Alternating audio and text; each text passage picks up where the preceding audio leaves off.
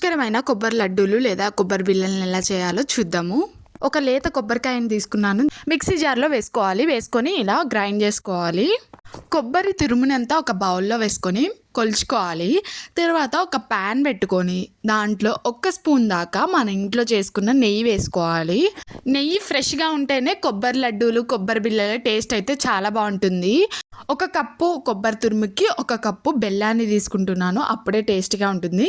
నెయ్యి చక్కగా వేడిన తర్వాత మనం ముందుగానే రెడీ చేసి పెట్టుకున్న కొబ్బరి తురుము ఉంది కదా, దాన్ని వేసుకొని మంచిగా నెయ్యిలో ఫ్రై చేసుకోవాలి. కొబ్బరి తురుముని అలా 2 నిమిషాలు నెయ్యిలో వేసుకొని ఫ్రై చేసుకుంటే మనకి కొబ్బరి లడ్డూలు తినేటప్పుడు నెయ్యి ఫ్లేవర్ అయితే బాగా తగులుతుంది. ఇంకా టేస్ట్ కూడా సూపర్గా ఉంటుంది. కొబ్బరి తురుమునంతా పక్కన పెట్టేసి తర్వాత సేమ్ క్వాంటిటీలో బెల్లం తీసుకొని ఒక 2 నుంచి 3 స్పూన్ల దాకా వాటర్ ఒక 3 స్పూన్ల దాకా వాటర్ వేసుకుంటే తొందరగా కరిగిపోతుంది బెల్లం అనేది. చూసారు కదండి, ఇలా పాకం వస్తున్నప్పుడు స్పీడ్గా కలుపుకోవాలన్నమాట. చూసారా, ఇలా డ్రాప్స్ వేస్తే ఒక్కొక్క డ్రాప్ లాగా పడాలి. మనం లడ్డూలు కొబ్బరి బిళ్ళల్ని చేసుకుంటున్నాం కాబట్టి కొంచెం పాకం అనేది గట్టి పాకమే ఉండాలి. నెయ్యిలో ఫ్రై చేసుకున్న కొబ్బరి తురుముని కూడా వేసేసుకొని రెండింటిని మంచిగా కలిపేసుకొని బెల్లం పాకాన్ని ఇంకా కొబ్బరి తురుముని ఒక 5 నిమిషాలు అలా ఇద్దరిని కలిపేసి ఉడికించుకుంటే ఒక బాండ్ అయితే ఫామ్ చేసుకుంటాయి. తర్వాత యాలకుల్ని తీసుకొని మంచిగా పౌడర్ లాగా చేసుకోవాలి.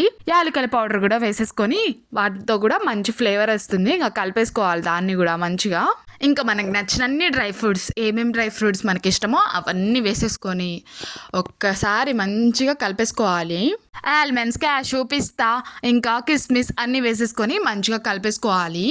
ఇంకా మీకు నచ్చితే డేట్స్ని కూడా చిన్న పీసెస్గా కట్ చేసేసుకొని వాటిని కూడా వేసుకుంటే ఇంకా హెల్దీగా అయిపోతుంది. దానికి ఒక కొత్త పేరు కూడా పెట్టుకోవచ్చు, డ్రై ఫ్రూట్ కొబ్బరి లడ్డు అని కూడా పేరు పెట్టుకుందాం. బెల్లం పాకం, కొబ్బరి తురుము, డ్రై ఫ్రూట్స్ ఒక బాండ్ ఫామ్ చేసుకున్నాయని అనిపించినప్పుడు స్టవ్ ఆఫ్ చేసుకొని దాన్ని పక్కన పెట్టుకొని చల్లార్చుకోవాలి. హ్యాండ్ వాష్ చేసుకున్న తర్వాత చేతికి నెయ్యి రాసుకోవాలి. కొబ్బరి లడ్డూల మిశ్రమం కొంచెం గోరువెచ్చగా ఉన్నప్పుడే చేతికి నెయ్యి రాసుకొని దాన్ని మంచిగా ఉండల్లాగా లేకపోతే కొబ్బరి బిళ్ళల్లాగా రెడీ చేసుకొని పెట్టుకోవాలి.